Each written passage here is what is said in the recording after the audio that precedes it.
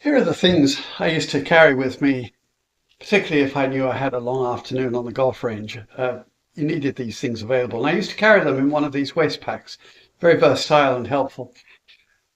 The first one is something I didn't used to carry, which is a rangefinder, but everybody has them now. And I do think that they're helpful because your client, as they start to improve their golf, will be able to, with your help with the rangefinder, figure out how far each of their clubs goes.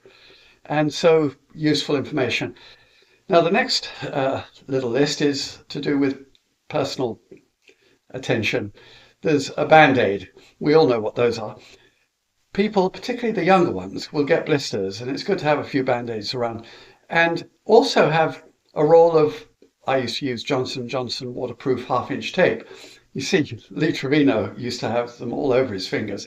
And that's to be used prophylactically with somebody who you know is vulnerable to blisters ahead of time. You just take the spot where they usually get a blister because it's always the same spot, and that obviates that. Then when you have, particularly in cold weather, a runny nose, it is astonishingly likely that you don't have a napkin with you. So I always used to take a little travel pack of Kleenex with me, and my clients were always so grateful that I could hand one of those. It's sort of embarrassing when you're standing over a golf ball and your nose is dripping.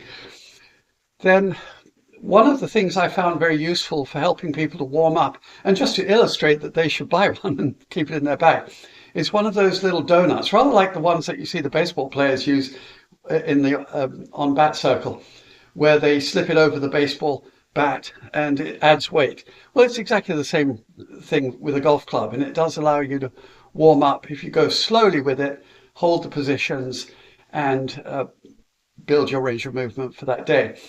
Then rubber tees. Driving ranges have mats usually, and they have holes poking up through them. And it's amazing how rarely you find a tee. People sort of help themselves and take them home. So it's not a bad idea to have 3 or 4 of the variety of heights, all the way from a tall one for the driver and obviously a short one for irons. Those are extraordinarily necessary on a driving range with mats. And I always, particularly if I knew I was going to do any filming, I would carry a little flexible leg tripod. You can get them for about $20 on Amazon. And they're wonderfully helpful because you can wrap the legs around whatever's handy about waist high. And that holds your or your client's phone still so that you can film their swing or something that you want them to have a record of quite simply. Now, they often have even a remote that comes with it that can allow you to be standing there and hit the button and make it record. Now, finally, there are some things actually at the driving range that are helpful. And one I use extensively is the head cover of my client set. You know, they're big, bulky, light things, and you can put them strategically in positions where you don't want their club to go, very often on a line toward the target, a couple of inches farther away from them than the ball, and say, can you hit that ball without hitting that head cover? The worst that can happen if they do make contact is it goes a couple of feet, but nothing gets broken. And I always found that a very valuable tool. And there are a couple of others. Your shadow. Now, apologies to those in the British Isles who don't see their shadow very often, but clearly in California here, I could use the shadow almost as an immediate feedback VCR, because if you position the sun behind the left shoulder, the shadow is in front of the right foot at sort of 1 o'clock on a clock face.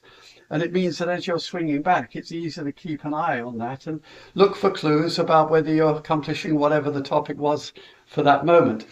And finally, rough. If you're lucky enough to be on a driving range that's grass, off to the side, there's a patch of rough usually. And rough is a very valuable place to go and practice. We're trying to teach people to brush the grass but not gouge. And you can brush a nice little, as I used to describe it, footprint in the dew in the rough as a way to indicate whether they're swinging correctly.